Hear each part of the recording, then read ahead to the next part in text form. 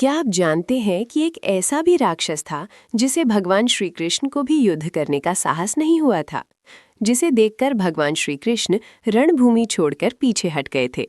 आखिर वो कौन था और उसकी मृत्यु किसने तथा कैसे की? आइए जानते हैं इस अद्भुत कथा को। पुराणों के अनुसार मगध नरेश जरासंध भगवान श्री कृष्ण से 17 बार पराजित हो चुका था। अपनी लगातार हार से क्रोधित होकर उसने श्री कृष्ण से युद्ध करने के लिए भयंकर राक्षस कालियावन को साथ ले आया। कालियावन को देवताओं से ये वरदान प्राप्त था कि न तो कोई हथियार उसे घायल कर सकता था और न ही कोई योद्धा उसका वध कर सकता था। वो स्वयं को अजेय और अमर मानता था। भगवान श्री कृष्ण ये भली भांति जानते थे कि बल के द्वारा कालियावन को हराना असंभव है।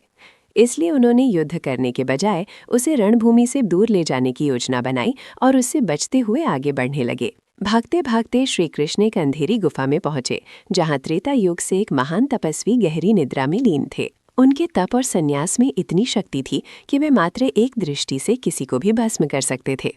भगवान श्री कृष्ण ने अपने पीले वस्त्र पीताम्बर को उतारकर उस तपस्वी को ढक दिया और स्वयं गुफा के एक कोने में जाकर छिप गए। जब कालियावन गुफा में पहुंचा तो उसने सोते हुए तपस्वी को ही श्री कृष्ण समझ लिया और क्रोध में आकर उन्हें लात मार दी। तपस्वी की आंखें खुलते ही उनके तप की अग्नि से कालियावन तत्काल जलकर भस्म हो गया। इस प्रकार जिसे कोई योद्धा नहीं मार सकता था, उसका अंत तप की शक्ति से हुआ। ऐसी ही रोचक और रहस्यमयी पौराणिक कथाओं के लिए चैनल को लाइक और सब्सक्राइब करें। धन्यवाद।